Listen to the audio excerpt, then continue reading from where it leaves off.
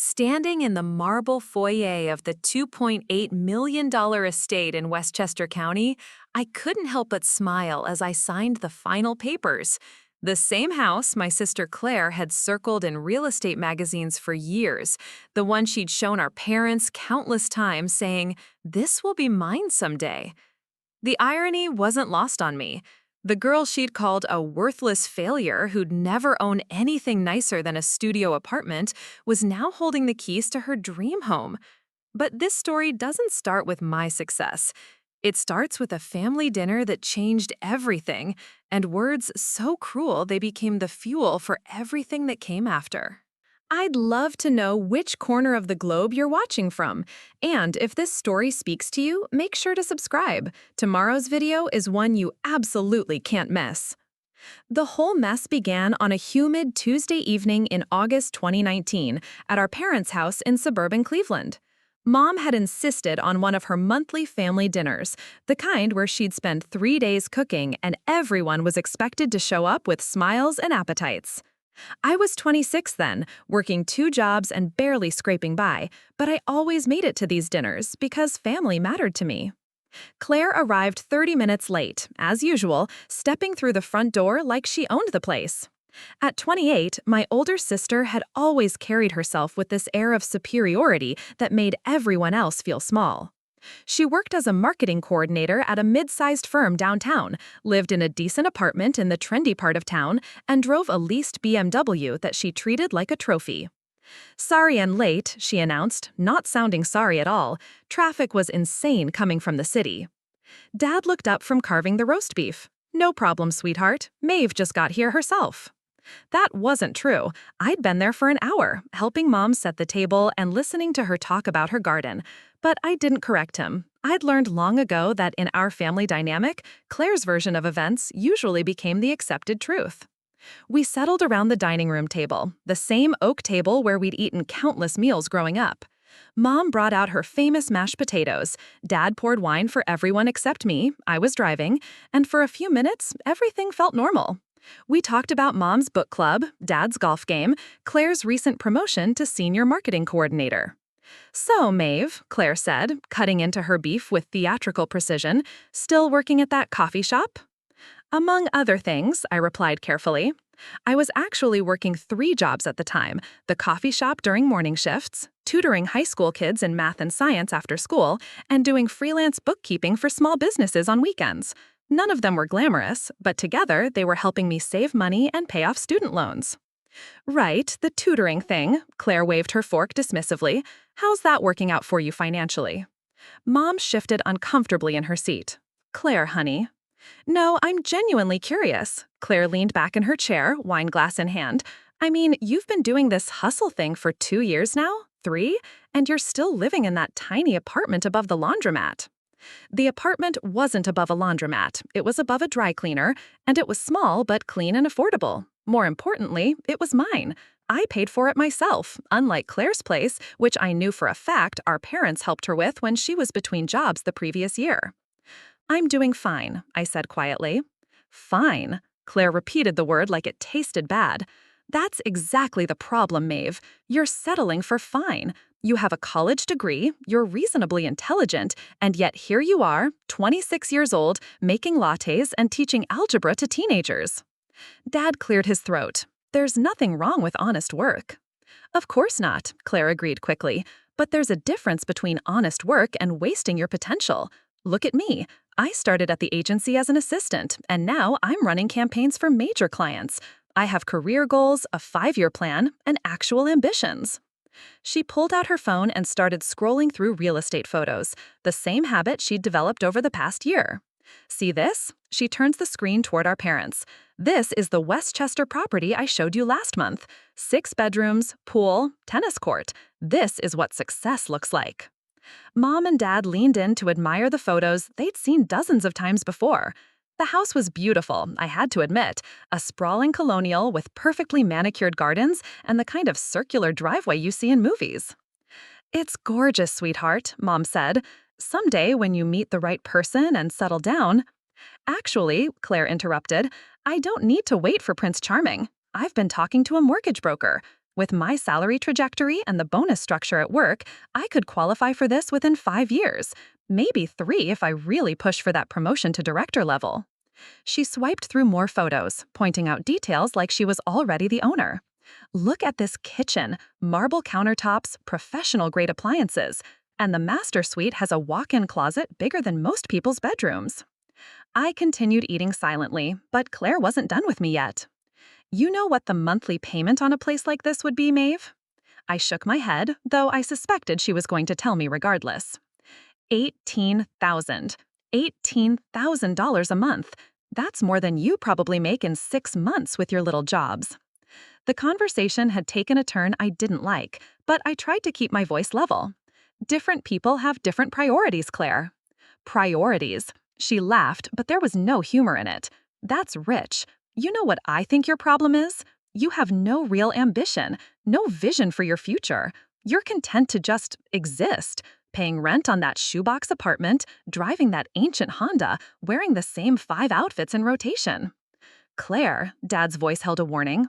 But she was on a roll now, fueled by wine and whatever frustration had been building up inside her. I'm serious. Look around this table. Mom and Dad worked their whole lives to build something, to give us opportunities. I'm taking those opportunities and running with them. But you're just coasting, going through the motions. I felt my cheeks burning, but I kept my mouth shut. Getting into an argument would only make things worse, and Mom looked like she was about to cry. Claire leaned forward, her voice taking on a tone I'd heard before, the same tone she'd used when we were kids, and she wanted to make sure her insults really landed. Face it, Maeve, you'll never amount to anything. You don't have what it takes to build a real life, to own something meaningful, to achieve actual success. You're going to spend the rest of your life making other people's coffee and living paycheck to paycheck. And deep down, you know it. The silence that followed was deafening. Mom's fork clattered against her plate. Dad stared at Claire like he didn't recognize her. And me? I felt something crack inside my chest, a mixture of hurt and rage so intense it took my breath away. That was completely uncalled for, Mom whispered. Claire shrugged, taking another sip of wine. Sometimes the truth hurts, but maybe Maeve needs to hear it. Maybe if someone's honest with her about her lack of prospects, she'll finally get motivated to do something with her life. I stood up slowly, my legs shaking. Excuse me. I walked to the bathroom, locked the door, and stared at myself in the mirror. The face looking back at me was flushed and angry and hurt, but also determined in a way I'd never seen before. You'll never amount to anything. Those words echoed in my head as I splashed cold water on my face. Claire had said them with such certainty, such conviction, like she was stating an immutable fact about my future. But here's the thing about being written off by someone you love. It either breaks you or it forges you into something harder than may ever imagined possible. I dried my hands, straightened my shoulders, and made a decision that would change everything. I was going to prove Claire wrong. Not just a little bit wrong, but spectacularly, undeniably wrong. And that house she'd been obsessing over, the one she'd shown our parents dozens of times, the one she was so certain represented everything I could never achieve, that house was going to be mine. I drove home that night with Claire's words playing on repeat in my mind, but instead of wallowing, I did something I'd never done before. I made a plan. Not just any plan, but a detailed, methodical roadmap to success that would make my sister eat every single one of her cruel words. The first thing I did was research. I spent the entire next day at the Cleveland Public Library diving deep into real estate markets, investment strategies, and business opportunities. I discovered that the Westchester house Claire had been obsessing over was listed at $2.8 million, and, according to the property records, it had been on the market for 8 months without selling. But more importantly, I stumbled across something that would change my perspective forever, an article about cryptocurrency and emerging digital markets. This was August 2019, remember, when Bitcoin was hovering around $10,000, and most people still thought it was just internet funny money. A lot of love and effort went into bringing this story to life. If you're enjoying it, we'd be so grateful if you'd subscribe to our channel. Now, back to where we left off. The mathematics background from my college degree suddenly became relevant in a way I'd never imagined. I could read the technical papers, understand the blockchain concepts, analyze market trends. While Claire was focused on climbing the traditional corporate ladder, I saw an opportunity in a space most people were either ignoring or didn't understand. I liquidated my tiny savings account, all $3,200 of it, and bought Bitcoin at $10,847. But that was just the beginning. I realized that if I was going to make this work, I needed to drastically increase my earning potential.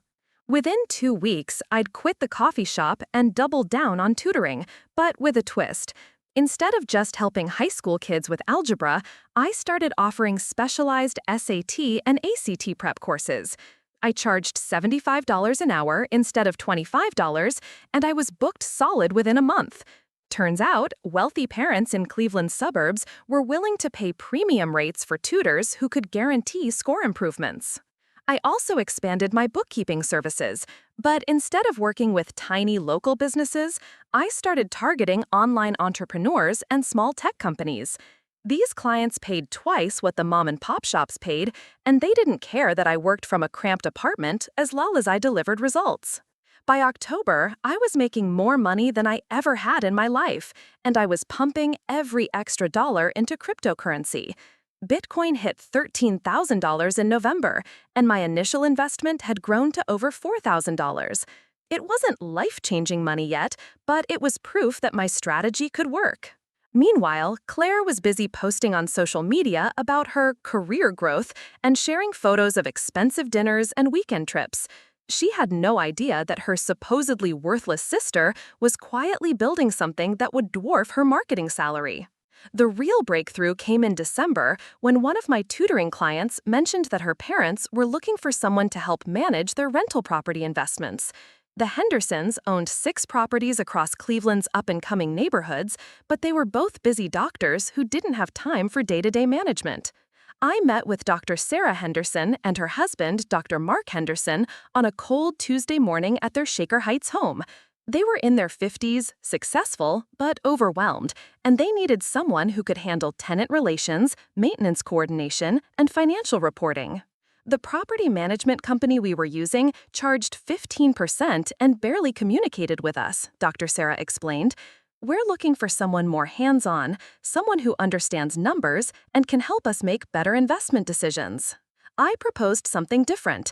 Instead of a flat management fee, I asked for 10% of rental income plus performance bonuses based on occupancy rates and profit improvements. They agreed, and suddenly I had a steady income stream that would grow as their portfolio expanded. But the Hendersons turned out to be more than just clients. They became mentors.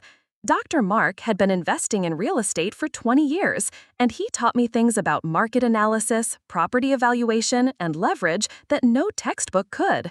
Dr. Sarah, who had an MBA alongside her medical degree, showed me how to structure deals and think strategically about portfolio growth.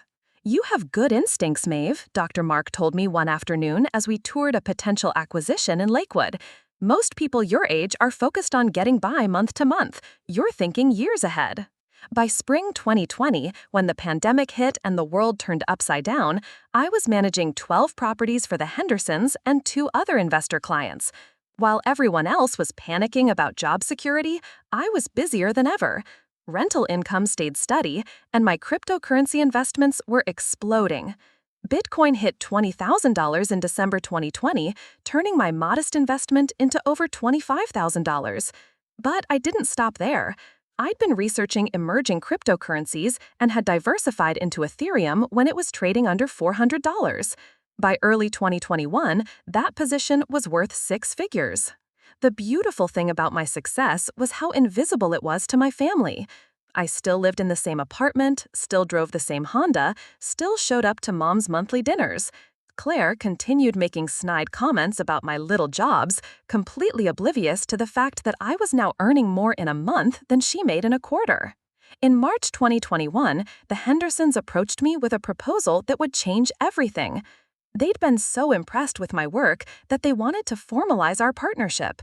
They offered to provide the capital for real estate acquisitions if I would handle all the legwork, finding properties, managing renovations, overseeing rentals. We'll split profits 50-50 after expenses, Dr. Sarah explained over lunch at a downtown restaurant. You bring the expertise and energy, we bring the capital. It's a true partnership. I spent 3 weeks analyzing their proposal, running numbers, consulting with a lawyer I'd met through one of my crypto investment groups. The deal was solid, and it would allow me to scale beyond anything I could achieve alone. Our first joint acquisition was a duplex in Ohio City that we bought for $180,000, renovated for $40,000, and rented out for $3,200 per month total. The property was cash flowing from day one, and we had created over $100,000 in equity through the renovation. By summer 2021, we owned 5 properties together, and I was earning more from our partnership than most people made at traditional jobs. But the real windfall came from crypto. Bitcoin hit $60,000 in April, and Ethereum crossed $4,000. My portfolio, which had started with $3,200 2 years earlier, was now worth over $800,000. That's when I started seriously looking at the Westchester house. The same property Claire had been dreaming about was still on the market, though the price had dropped to $2.6 million after nearly 2 years without a buyer. The sellers were motivated, and I had the resources to make a competitive offer. But I wasn't ready to make my move yet. I wanted to be absolutely certain I could afford it without stretching myself thin. I also wanted to wait for the perfect moment, and that moment was coming sooner than I expected. At our July family dinner, Claire announced she'd been promoted again and was now earning $85,000 per year, plus bonuses. She was thrilled, practically glowing as she told our parents about her new corner office and increased responsibilities. I'll be able to start seriously house hunting next year, she said, pulling out her phone to show the familiar photos of the Westchester property. This beauty might finally be within reach. I smiled and congratulated her, all while knowing that in less than 60 days, I'd be signing papers to make that house mine. September 2021 arrived with the kind of crisp autumn air that makes everything feel possible. I was sitting in my apartment, the same shoebox Claire loved to mock, when my real estate agent, Jennifer Walsh, called with news that would set my revenge plan into motion. The Westchester property just had another price reduction, Jennifer said, barely containing her excitement. They're down to $2.4 million, and the listing agent says they're getting desperate. The sellers relocated to California 6 months ago, and they're carrying 2 mortgages. I'd been working with Jennifer for 3 months, vetting properties and learning the ins and outs of luxury real estate transactions. She was a sharp woman in her 40s who specialized in high-end properties, and she'd taken me seriously from day one, despite my modest appearance. Maybe it was because I'd paid cash for our first investment property together, a $320,000 condo in downtown Cleveland that we'd flipped for $480,000. What's their timeline looking like? I asked, pulling up my financial spreadsheets. They want to close before the end of October to avoid carrying costs through another winter. The house has been empty for 8 months, and they're bleeding money on utilities, maintenance, and property taxes. This was the opportunity I'd been waiting for. My crypto portfolio had continued climbing through the summer, now sitting at just over $1.2 million. Combined with my real estate profits and the steady income from property management, I could comfortably afford to purchase without liquidating everything. But I had a better idea. Jennifer, what if we came in at $2.1 million, all cash, 30-day close? There was silence on the other end. Maeve, that's $300,000 below asking. Even in this market, that's aggressive. Aggressive situations call for aggressive offers. They're motivated sellers with carrying costs eating them alive. Cash talks, especially when it can close fast. Jennifer laughed, the sound of someone who'd underestimated a client and was pleasantly surprised. You know what? Let's do it. Worst case, they counter, and we negotiate from there. We submitted the offer that afternoon. By evening, we had a response. $2.2 million, cash, 45-day close. I accepted immediately. The next 6 weeks were a whirlwind of inspections, appraisals, and paperwork. I arranged financing through a portfolio lender who specialized in investor clients, putting down 40% and financing the rest at incredibly favorable terms. The monthly payment would be easily covered by my various income streams, with plenty left over. But the most satisfying part wasn't the financial mechanics, it was the secrecy. I told no one about the purchase, not my parents, not my friends, and certainly not Claire. I wanted the revelation to be perfect, and I knew exactly when that moment would arrive. Our family's annual Thanksgiving gathering was hosted at Mom and Dad's house, the same place where Claire had delivered her devastating verdict about my worthless future. This year, though, I had a surprise that would rewrite our family dynamics forever. I arrived early to help Mom with preparations, just like always. Claire showed up fashionably late, just like always, carrying expensive wine and talking about her latest promotion to senior director level. $95,000 base salary, plus performance bonuses that could push me over six figures, she announced as she set the wine on the counter. I'm finally in a position to start looking at real estate seriously. Dad looked up from the turkey he was carving. That's wonderful, honey. Have you been looking at anything specific? Here it comes, I thought. Claire pulled out her phone with practiced ease. Well, I've been watching this property in Westchester for over 2 years now. It's absolutely perfect. 6 bedrooms, tennis court, pool, everything I've ever wanted in a home. She swiped through the photos like a ritual, showing Mom and Dad images they'd seen dozens of times. But this time, something was different. The listing photos had been updated since the sale, and the sold banner was clearly visible across the top. Claire's face fell. Wait, what? No, this can't be right. She frantically tapped her screen, pulling up different real estate apps, searching for the same property. Each search yielded the same result: sold. I can't believe it, she whispered, staring at her phone in shock. Someone actually bought it. My house, the house I've been planning for, saving for, dreaming about for years. The disappointment in her voice was genuine, and for a moment, I almost felt sorry for her. Almost. Well, there are other houses, Mom said gently. Maybe something even better will come on the market. Claire shook her head, still staring at her phone. You don't understand. This wasn't just any house. This was the house. I had it all planned out: which room would be my office, where I'd put the piano, how I'd landscape the backyard. I've driven by it probably 50 times in the last 2 years. Who bought it? Dad asked. Maybe it was an investor who'll flip it back onto the market. The listing just says it's sold to an LLC, Claire said, her voice getting smaller. Probably some tech millionaire or hedge fund guy who'll use it as a weekend house. I set down my wine glass and cleared my throat. Actually, the LLC is mine. The clouds of conversation that followed were so complete you could hear the grandfather clock ticking in the hallway. Claire looked up from her phone slowly, her face a mask of confusion. What did you just say? I said the LLC is mine, Henderson Morrison Properties. I bought your dream house 6 weeks ago. The color drained from Claire's face. Mom's hand flew to her chest. Dad nearly dropped the carving knife. That's impossible, Claire whispered.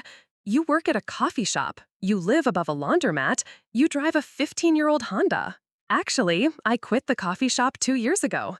I live above a dry cleaner, not a laundromat, and I drive a 15-year-old Honda because it's paid off and reliable. I kept my voice calm, matter of fact. But you're right about one thing. I never could have afforded that house on a barista salary. I pulled out my phone and showed them the closing documents, the deed with my LLC clearly listed as the new owner, photos I'd taken during the final walkthrough. Claire stared at the screen like it was displaying an alien language. How? How is this possible?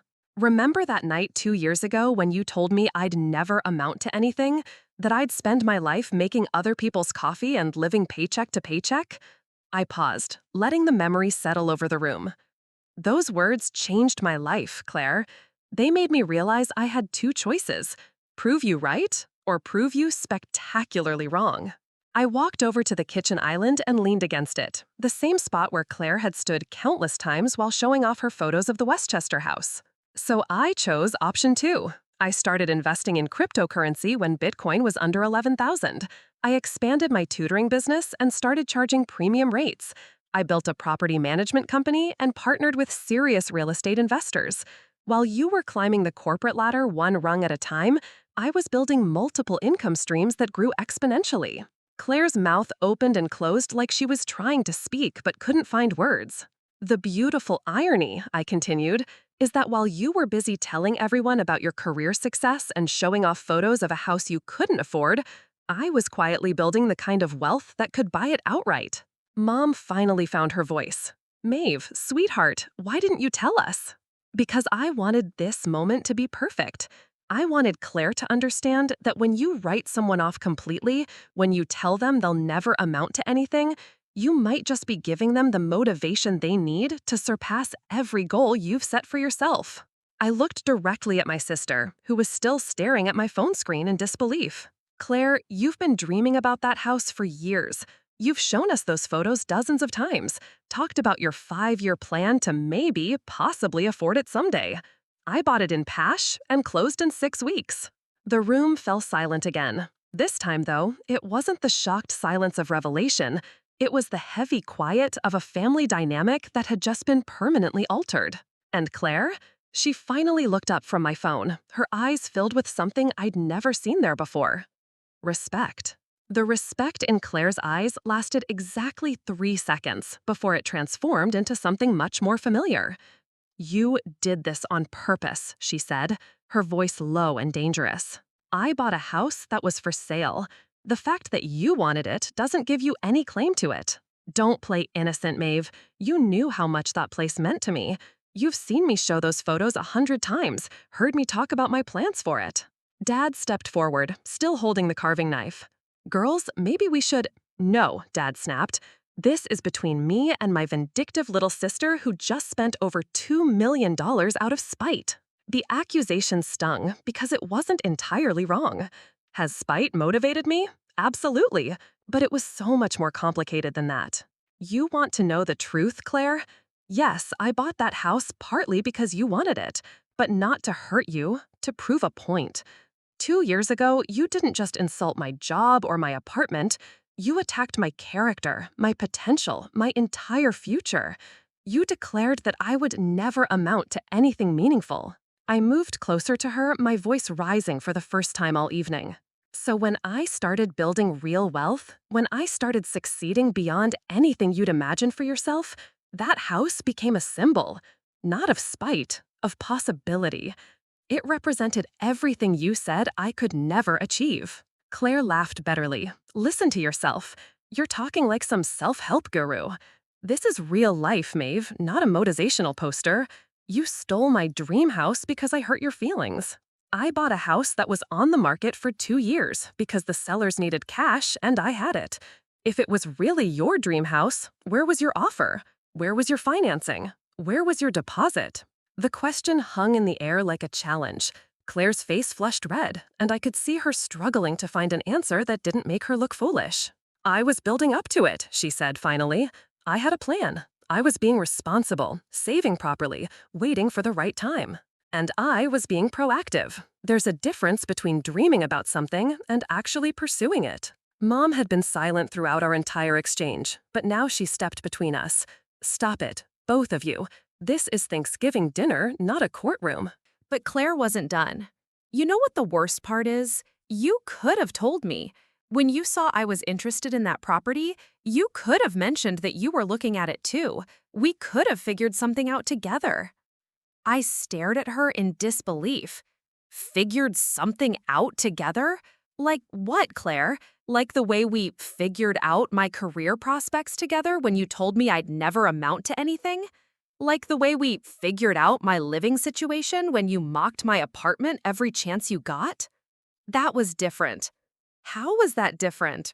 Because, she paused, searching for words, because I was trying to motivate you. Sometimes people need tough love to reach their potential. The audacity of that statement left me speechless for a moment. Tough love? She'd called me worthless in front of our parents and declared my future hopeless, and now she was reframing it as motivation? "Claire," I said slowly, "what you did wasn't tough love. It was cruel. And the fact that you're standing here now, trying to rewrite history to make yourself the victim, proves that you still don't understand the impact of your words." Dad set down the carving knife and pulled out a chair. "Sit down, both of you. We're going to talk this through like adults." Neither of us moved. I said, "Sit down." His voice carried the authority I remembered from childhood, the tone that meant business. We sat. Maeve, he began, I'm proud of what you've accomplished, genuinely proud.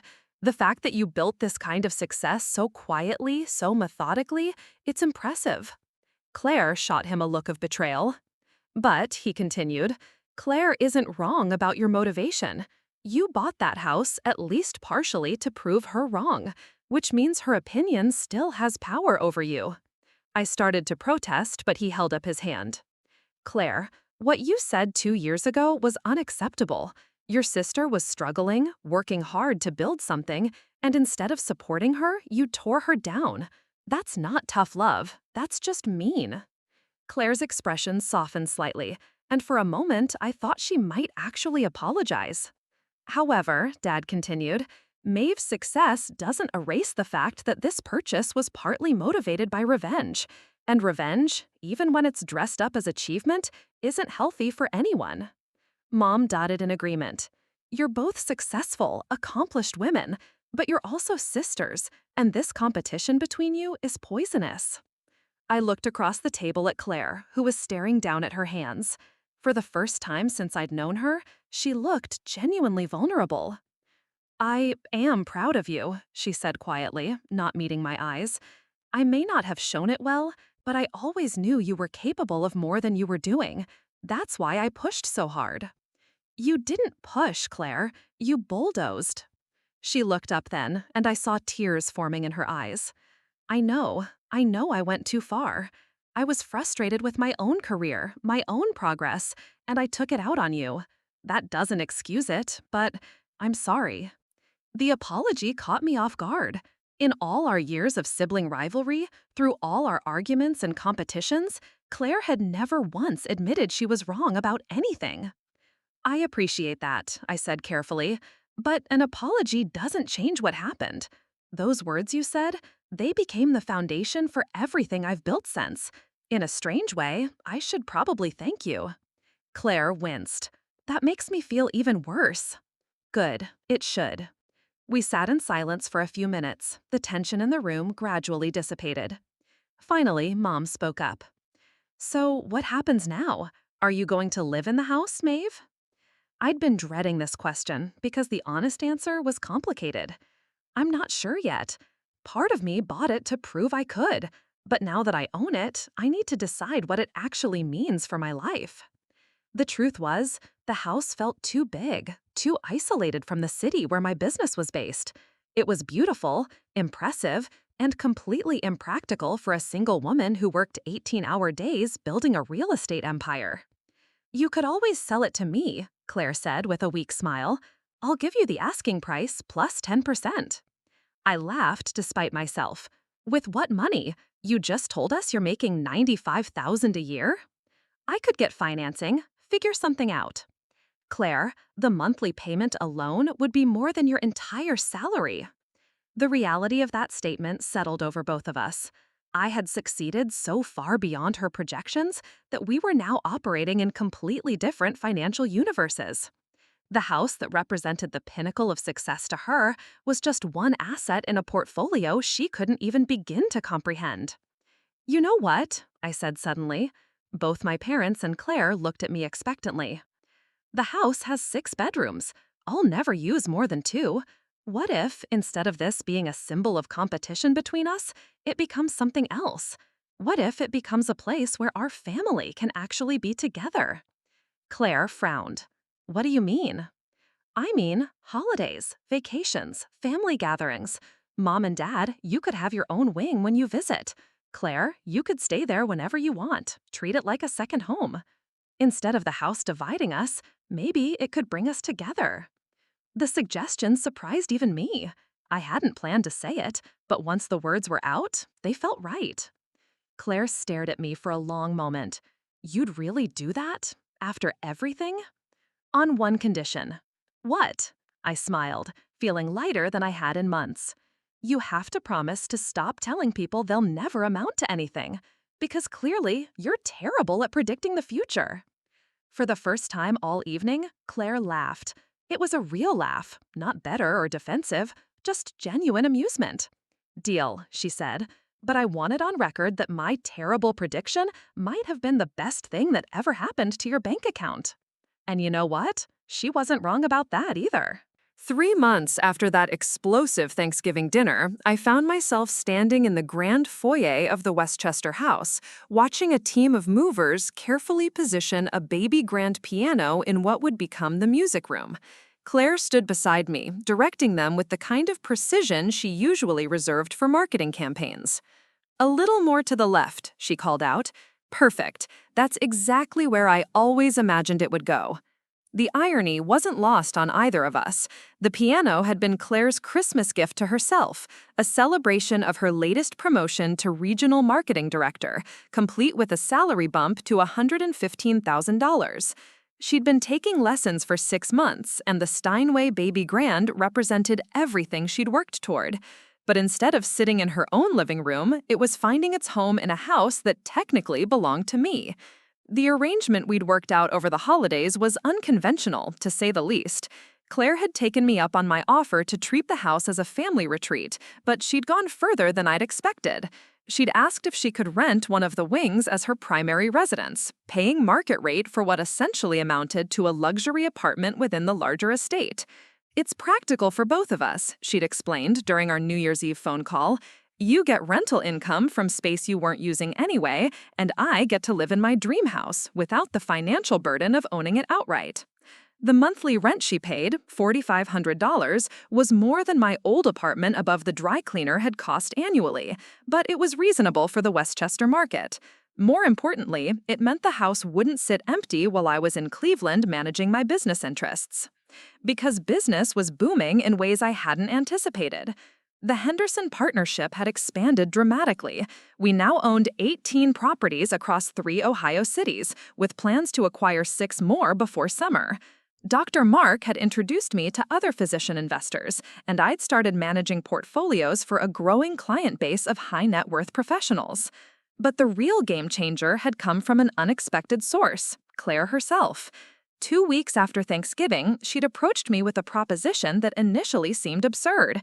Her marketing agency had landed a major client in the luxury real estate space, and they needed someone with actual investment expertise to consult on their campaigns. "They're targeting high-end investors, but their current messaging is all wrong," Claire had explained over coffee at a trendy Cleveland cafe. "They're talking about real estate like it's still 1985. They need someone who understands modern investment strategies, cryptocurrency wealth, digital nomad money, stuff that traditional real estate agents don't get." I'd agreed to a trial consultation, expecting to provide some basic insights and collect a modest fee. Instead, I'd ended up revolutionizing their entire approach to luxury real estate marketing.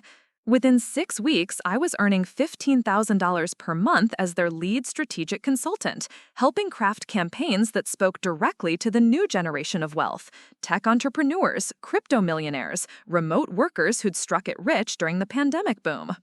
The success of that collaboration had led to something neither Claire nor I had seen coming: a formal business partnership. Morrison Chen Strategic Real Estate Consulting had launched in February with our first major client, a luxury development company planning a $200 million mixed-use project in downtown Nashville. They needed expertise in both traditional real estate investment analysis and cutting-edge marketing to tech-savvy buyers. Claire handled all the marketing strategy, brand positioning, and client relations. I provided financial modeling, investment analysis, and strategic planning. Together, we were earning more than either of us had ever imagined possible in our individual careers.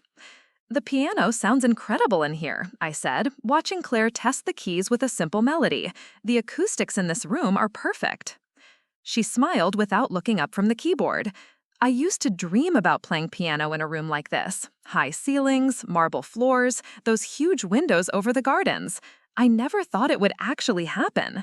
"Well, technically, it's happening because you told me I'd never amount to anything." Claire's hands paused on the keys.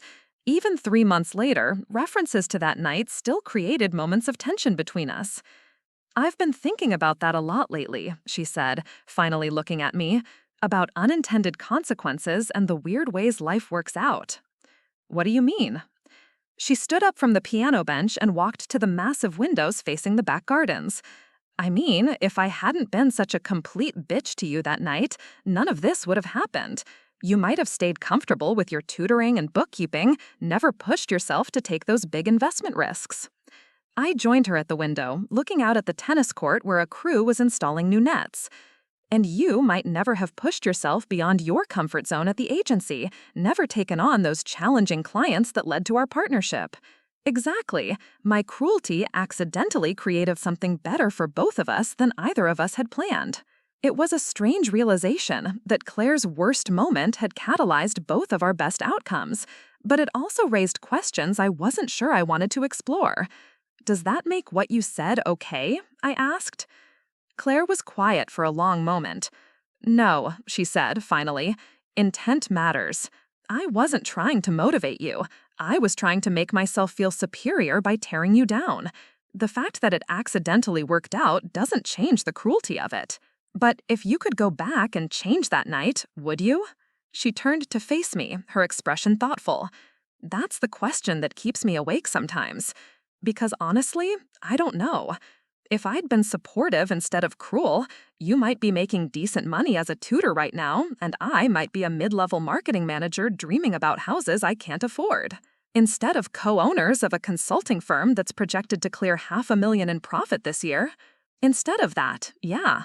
We stood in comfortable silence for a few minutes, watching the groundskeepers work on the landscaping. The property was looking better than it ever had in the listing photos. Professional maintenance, regular care, and actual occupancy had brought out all its best features. I have something to tell you, Claire said suddenly, about the house. I felt a flutter of anxiety. What about it? I've been thinking about making an offer to buy it from you. A real offer, not a joke like a Thanksgiving. My stomach dropped. I'd grown attached to having her here, to the family dinners and the formal dining room, to the sound of her practicing piano in the evenings when I stayed over. The house felt alive with both of us using it. Claire, we've talked about this. The financing alone would— Hear me out, she interrupted. Our business is doing incredibly well. My base salary plus consulting income puts me at nearly $200,000 this year, and I've been saving aggressively since January. She pulled out her phone and showed me a financial spreadsheet that made my eyebrows rise. She'd been putting away over $8,000 per month, and her investment accounts showed impressive growth. I could put down 20% and carry the mortgage comfortably, but more than that, I want to buy it because it represents something important to both of us now. Not just my old dreams, but the whole journey we've been on since that terrible dinner. I studied her face, looking for signs of the old competitive Claire, the one who needed to win at everything. Instead, I saw something different, genuine appreciation for what we'd built together. There's one problem with your plan, I said. Her face fell. What? I smiled. I don't want to sell it to you. I want to sell half of it to you. Claire's eyes widened. What do you mean? I mean we become co-owners, equal partners in the house, just like we are in the business. We both have equity, we both have ownership rights, and we both have a permanent place in what's become our family home. The proposal surprised me as much as it surprised her. I hadn't planned to suggest it, but the moment I said it, I knew it was right.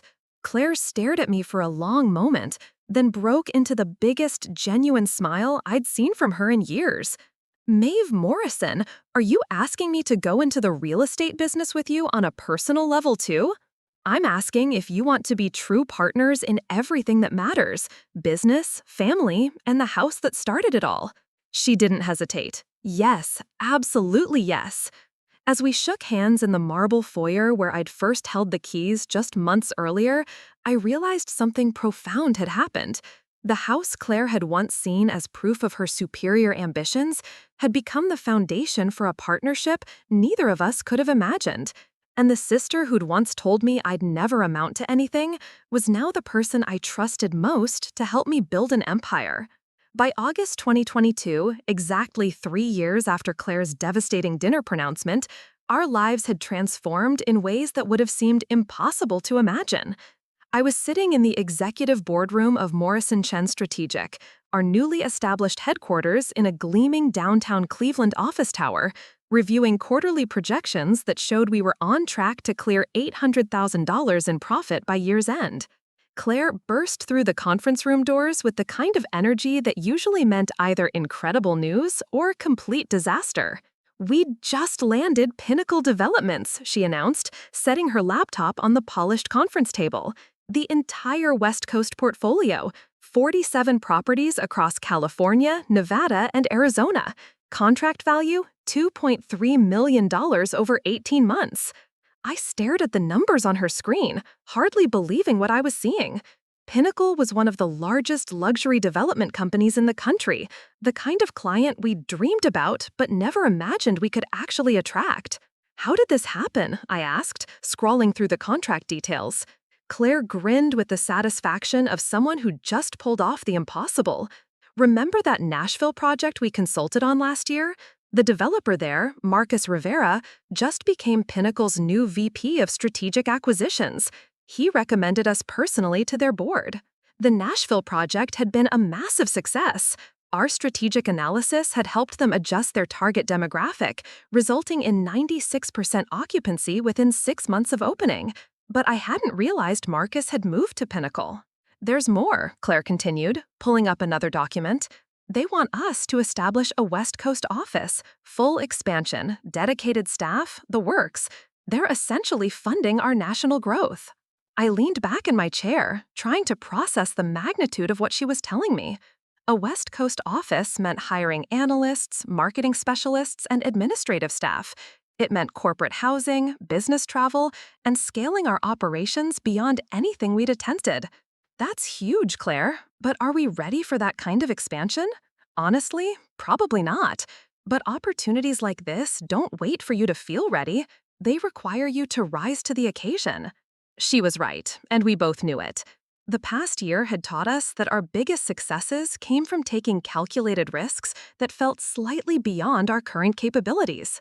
Our client roster had grown from that single luxury real estate agency to include development companies, private equity firms specializing in real estate, and ultra-high net worth individuals building investment portfolios. We consulted on projects in 12 states, analyzed over $500 million in potential acquisitions, and developed marketing strategies that had generated over $100 million in sales for our clients. But perhaps more importantly, our personal relationship had evolved in ways neither of us had expected. The house in Westchester had become more than just our shared residence.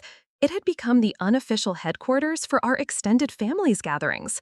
Mom and Dad had practically moved into the guest wing during summer months, Dad spending his mornings playing tennis, while Mom worked in the gardens she'd designed and planted. We'd hosted Claire's birthday party there in March, an elegant affair for 40 people that showcased both the property's entertaining potential and our newfound ability to collaborate on complex logistics. We'd organized our business retreat there in June, bringing in our small but growing team for strategic planning sessions in an environment that inspired big thinking.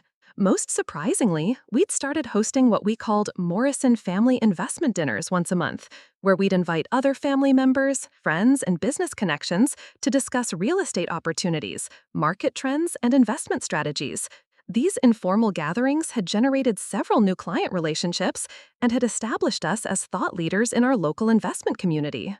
"There's something else we need to discuss about the Pinnacle contract," Claire said, her tone shifting to something more serious. "What?" "They want one of us to relocate to Los Angeles permanently, not just for project launches, but as a full-time West Coast presence. Someone who can develop relationships with California clients, oversee operations, and basically build our brand in their market." My stomach tightened. We'd been working in the same city, often in the same office, for over a year. The idea of splitting up geographically felt like a step backward for our personal relationship, even if it made sense professionally. "Which one of us?" I asked.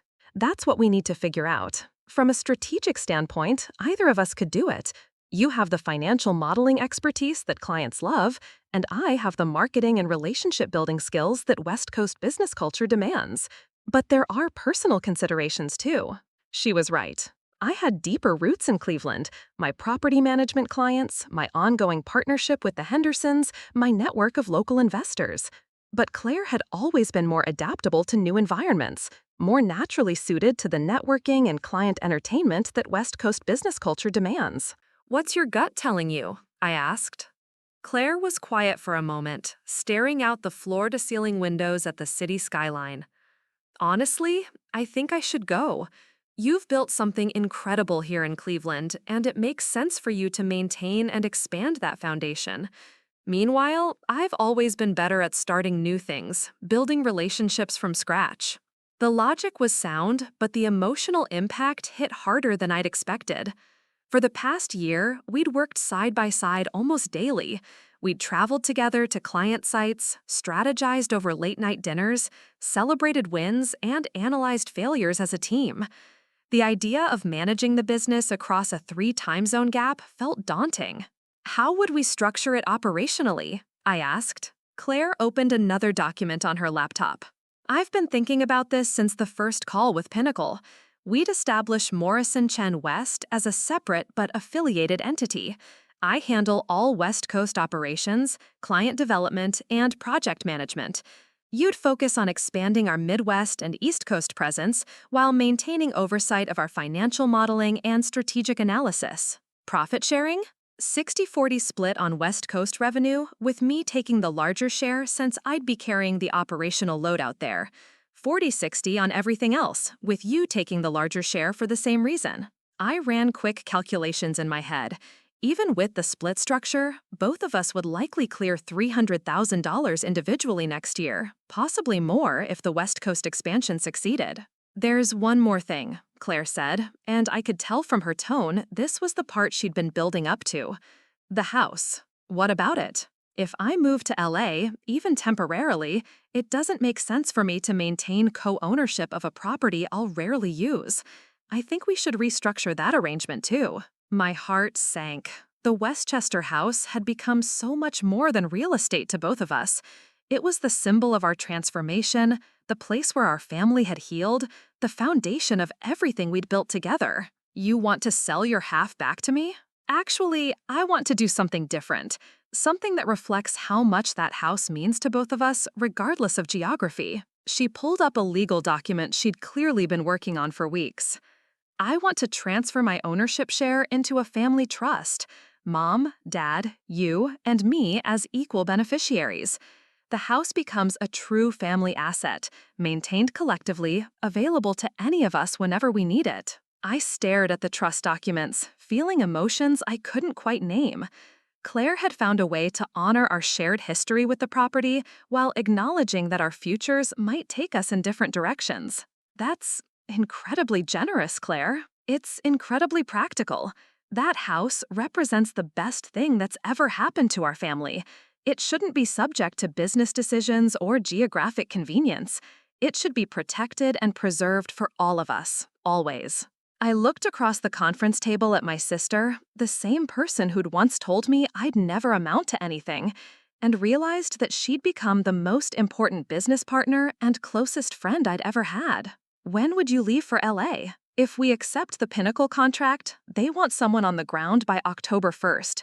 That gives us 6 weeks to transition operations and set up the new structure. 6 weeks to prepare for the biggest expansion in our company's history and to figure out how to maintain our partnership across 2,500 miles. But as I looked at Claire's excited, determined expression, I realized something important. We'd already proven we could handle challenges that seemed impossible. 3 years ago, we'd been sisters who barely tolerated each other. Now, we were building an empire together. Let's do it, I said. Let's build Morrison Chen into a national company. Claire's smile could have powered the entire office building. Mom and Dad are going to be so proud when we tell them at dinner tonight. Are you kidding? They're going to demand detailed financial projections and a complete risk analysis before they're impressed. We both laughed, remembering how our parents had evolved from worrying about our career prospects to scrutinizing our business strategies with the intensity of seasoned investors. The girl who'd once mocked my little jobs was about to become the West Coast face of a company we'd built from nothing. And the sister who'd predicted I'd never amount to anything was now trusting me to manage the most important business partnership of both our lives. 2 years later, I stood in the Beverly Hills conference room of Morrison Chen Strategic West, watching Claire present our quarterly results to a room full of California's most influential real estate developers. The wall-mounted screens showed numbers that still seemed surreal. $4.2 million in annual revenue, offices in 4 major cities, a team of 37 employees, and a client roster that read like a who's who of American luxury real estate. Our predictive analytics division has maintained a 93% accuracy rate on market trend forecasting, Claire was saying, clicking through slides that showcased our latest technological innovations. This has resulted in over $2.8 billion in optimized investment decisions for our clients. I smiled, remembering the coffee shop where I'd once worked for minimum wage. The woman commanding this room with such confidence was the same person who'd once dismissed my potential in front of our parents. The transformation wasn't just professional, it was fundamental. After the presentation ended and clients filtered out, discussing multi-million-dollar projects and future collaborations, Claire and I found ourselves alone in the conference room overlooking Rodeo Drive. The Henderson portfolio just closed escrow on properties 43 through 46, I reported, pulling up our latest acquisition summary on my tablet. Cleveland operations are officially managing over $80 million in assets. Claire whistled softly.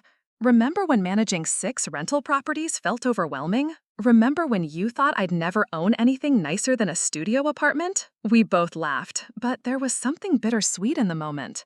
These quarterly in-person meetings had become precious to us, brief opportunities to work side by side like we had in those early days before our success necessitated geographic separation. I have news, Claire said. Her tone shifted to something more serious. Richard proposed last night. I looked up sharply. Richard Chen, no relation, despite sharing Claire's business surname, was a tech entrepreneur she'd met at a real estate investment conference in San Francisco 6 months earlier. He was successful, charming, and clearly head over heels for my sister. Congratulations! That's wonderful news, Claire. Thank you. But there's more. He wants to move the wedding timeline significantly. His company is planning an IPO next spring, and he wants us to be married before the publicity circus begins. How significantly are we talking? December. This December. A winter wedding at the house. The house. Even now, 2 years after establishing the family trust, we still referred to the Westchester property as simply the house, like it was the only one that mattered. In many ways, it was. That's only 4 months away, I said, already running through logistics in my head. But the house would be perfect for a winter wedding.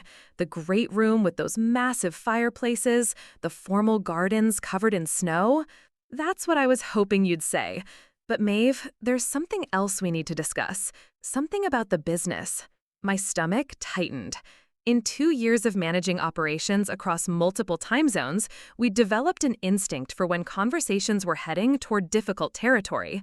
Richard's been offered a position heading up international expansion for his company, based in Singapore, overseeing operations across Asia Pacific.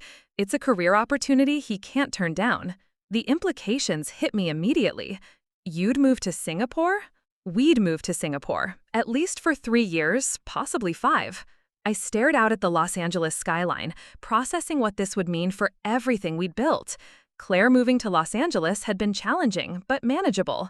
Singapore would be an entirely different magnitude of complexity.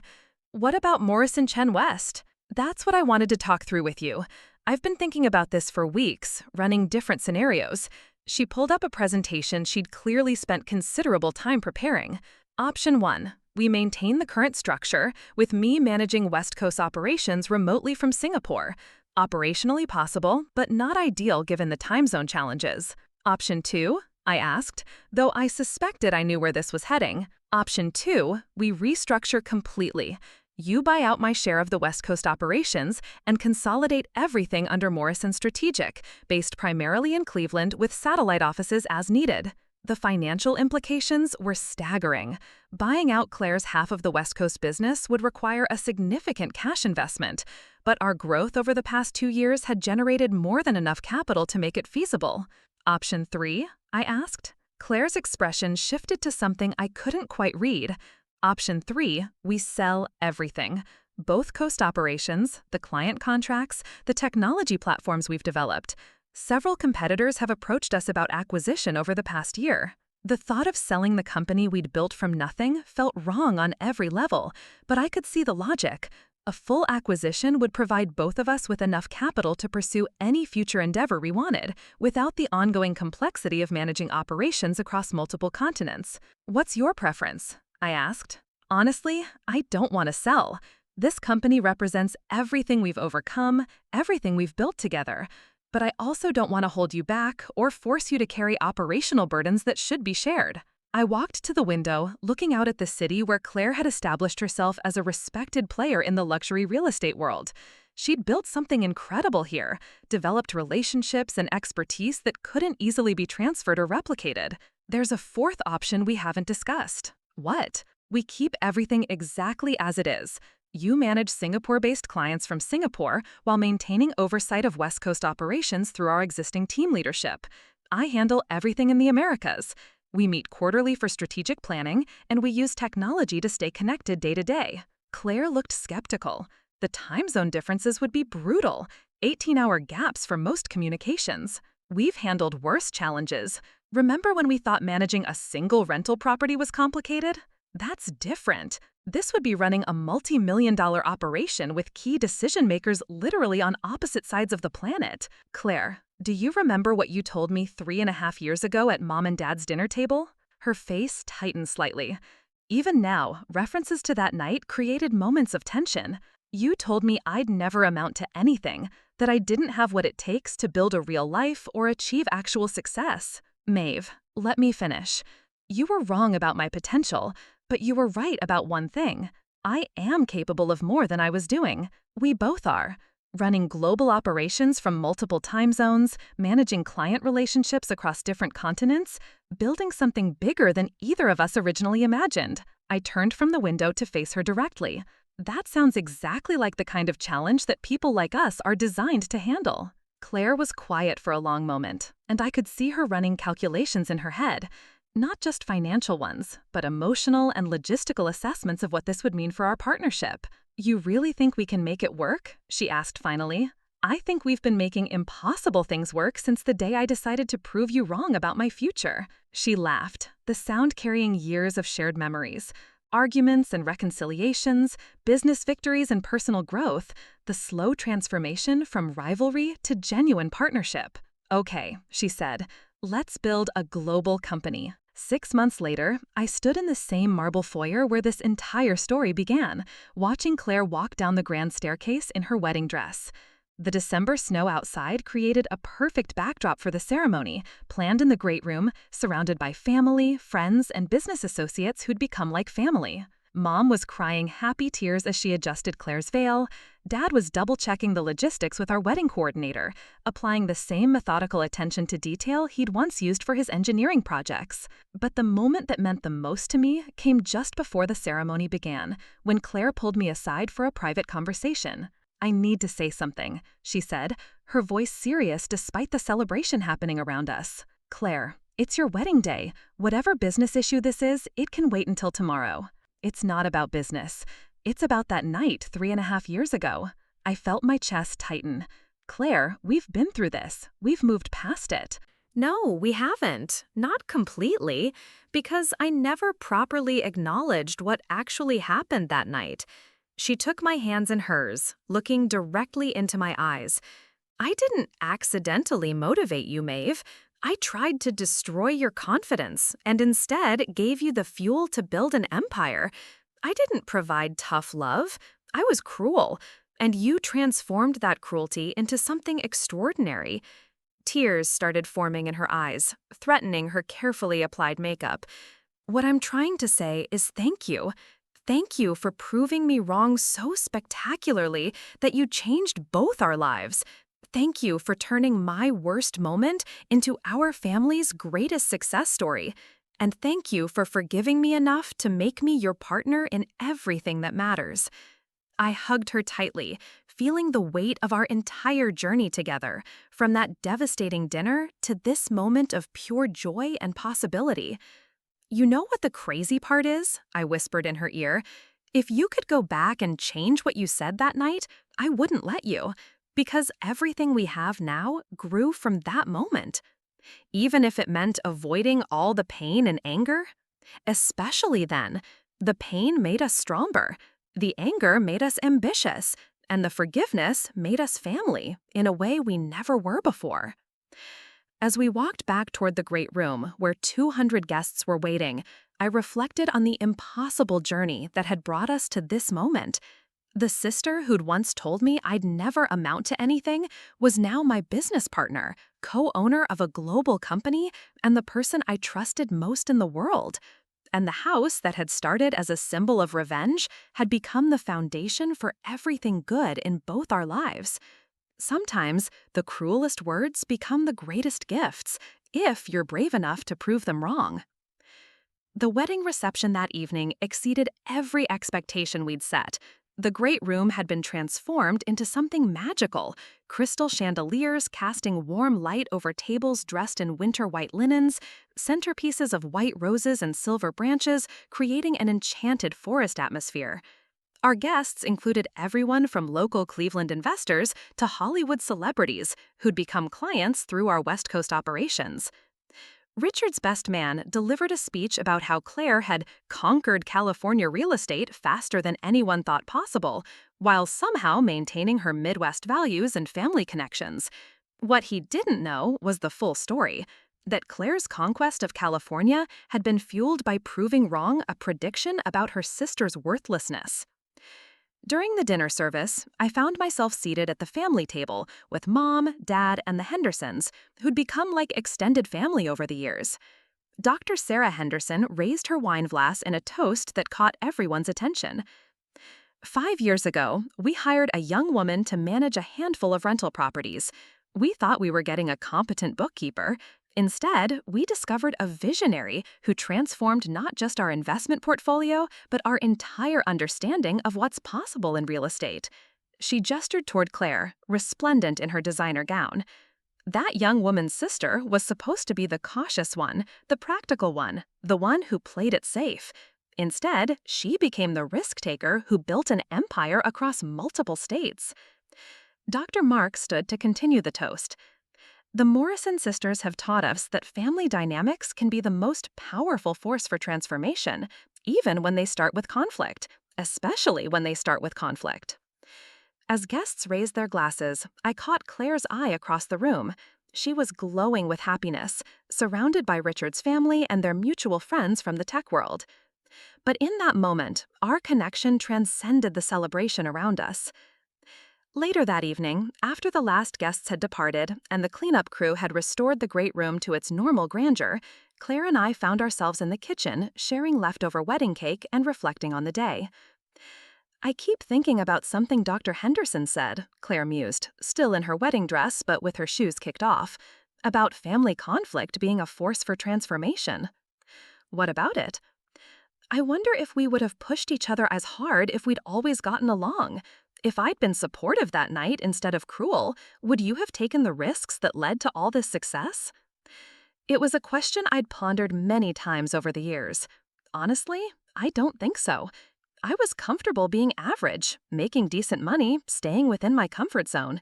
Your words didn't just hurt me, they shattered my acceptance of mediocrity. Claire nodded thoughtfully. And if you hadn't succeeded so dramatically, I never would have been forced to examine my own assumptions about success and partnership. I might still be climbing the corporate ladder one rung at a time, dreaming about houses I couldn't afford. Instead of co-owning the house you dreamed about and running operations for a company that consults on billion-dollar projects. The irony is almost poetic. We sat in comfortable silence for a few minutes, the weight of the day settling around us. Tomorrow, Claire would fly back to Los Angeles to finalize her transition plans before moving to Singapore. I would return to Cleveland to oversee the integration of our West Coast team leadership into our global operational structure. There's something I haven't told you about the Singapore opportunity, Claire said suddenly. What? Richard's company has been approached by several major Asian real estate development firms. They're looking for strategic consulting partnerships for their expansion into American markets. I felt a familiar flutter of excitement. The same sensation that had accompanied every major business breakthrough we'd experienced. Are you thinking what I think you're thinking? I'm thinking Morrison Chen Strategic could establish an Asia Pacific division. I'm thinking we could be consultants for Chinese developers looking to invest in American luxury real estate, or Japanese firms wanting to expand their hospitality portfolios in California. The possibilities were staggering. Asia Pacific real estate markets represented trillions of dollars in potential investment, much of it seeking opportunities in American properties. Our expertise in luxury market analysis and strategic positioning could be incredibly valuable to firms navigating cross-cultural investment challenges. The revenue potential would be enormous, I said, already running preliminary calculations in my head. More than enormous. Conservative estimates suggest we could triple our current annual revenue within 18 months. But the operational complexity would require us to hire specialists in international business law, currency markets, and cultural consulting. We'd need offices in Singapore, Hong Kong, possibly Tokyo. We'd be managing operations across 4 continents and 8 time zones. I looked at my sister, still in her wedding dress, discussing global business expansion with the same passion she'd once reserved for mocking my career prospects. The transformation was remarkable, not just in scope, but in the complete reversal of our roles. She'd gone from predicting my failure to proposing ventures that challenged both our capabilities. You know what's funny? I said. Remember when you said I didn't have a vision for my future? Now you're asking me to envision a future that spans multiple continents. Claire laughed, a sound filled with genuine joy and amazement at our journey. I was so wrong about your vision. I was wrong about almost everything that night. Not everything. You were right that I was capable of more than I was doing. You just wildly underestimated what more could look like. Over the next 2 hours, we developed the preliminary framework for Morrison Chen Asia Pacific. Claire would spend her first 6 months in Singapore establishing relationships and conducting market research. I would handle the legal and financial structuring from Cleveland, working with our existing team to develop service offerings tailored to international clients. By the time we finally headed to our respective bedrooms, Claire in the master suite she'd designed, me in the guest room I'd climbed as my own, we had outlined a business expansion that could make us one of the premier international real estate consulting firms within 5 years. Maeve, Claire called from the top of the grand staircase as I was turning off the first floor lights. Yeah? That night at Mom and Dad's house, when I said you'd never amount to anything? What about it? I want you to know that it's the statement I'm most grateful for ever making, and the one I regret most deeply, at the same time. I understand exactly what you mean. Do you think Mom and Dad ever imagined their monthly family dinners would accidentally launch an international business empire? I considered this as I looked around the foyer where so much of our story had unfolded. The marble floors reflected the chandelier light, creating patterns that seemed to shift and change depending on your perspective, much like our family dynamics had shifted over the years. I think they knew we were both capable of more than we were showing. They just never imagined it would take such a dramatic catalyst to bring out our potential. Or that the catalyst would be me being a complete nightmare to my own sister. Well, you've certainly made up for it since then. As I finally headed to my room, I reflected on the extraordinary journey that had brought us to this point. In less than 4 years, we'd gone from siblings who barely tolerated each other to business partners managing a multi-million-dollar company. We'd transformed a moment of cruelty into a foundation for success that exceeded either of our original dreams. The house that Claire had once coveted as a symbol of her superior ambitions had become the place where our entire family gathered to celebrate milestones, plan business strategies, and maintain the connections that mattered most. And the sister who'd told me I'd never amount to anything was now the person pushing me to amount to more than I'd ever imagined possible. The next morning, as we stood in the circular driveway saying goodbye before heading to our respective airports, Claire handed me a small wrapped package. Wedding gift? I asked. Something like that. Don't open it until you're back in Cleveland. The package sat on my desk for 3 days before I finally unwrapped it. Inside was a small silver picture frame containing 2 photographs. The first was a real estate listing photo of the Westchester house from 2019, back when it was just Claire's unattainable dream. The second was a photo from the wedding reception, showing both of us standing in that same great room, surrounded by family and friends, celebrating not just Claire's marriage, but everything we'd built together. On the back of the frame, Claire had engraved a simple message: "From impossible dreams to impossible realities. Thank you for proving us both wrong." As I placed the frame on my desk where I could see it every day, I realized that our story had come full circle. We'd started with Claire declaring my limitations and ended with both of us discovering we had none. The girl who once said I'd never amount to anything was now the person who believed most strongly in my potential to amount to everything. The next morning, as we stood in the circular driveway saying goodbye before heading to our respective airports, Claire handed me a small wrapped package. "Wedding gift?" I asked. "Something like that. Don't open it until you're back in Cleveland." The package sat on my desk for 3 days before I finally unwrapped it. Inside was a small silver picture frame containing 2 photographs. The first was a real estate listing photo of the Westchester house from 2019, back when it was just Claire's unattainable dream. The second was a photo from the wedding reception, showing both of us standing in that same great room, surrounded by family and friends, celebrating not just Claire's marriage, but everything we'd built together. On the back of the frame, Claire had engraved a simple message: "From impossible dreams to impossible realities. Thank you for proving us both wrong." As I placed the frame on my desk where I could see it every day, I realized that our story had come full circle. We'd started with Claire declaring my limitations and ended with both of us discovering we had none. The girl who once said I'd never amount to anything was now the person who believed most strongly in my potential to amount to everything. Looking for more? We've got 2 amazing stories right on screen. If this one touched you, these are absolutely worth your time. Click to watch them now. And hey, subscribe and hit that bell to never miss our latest uploads.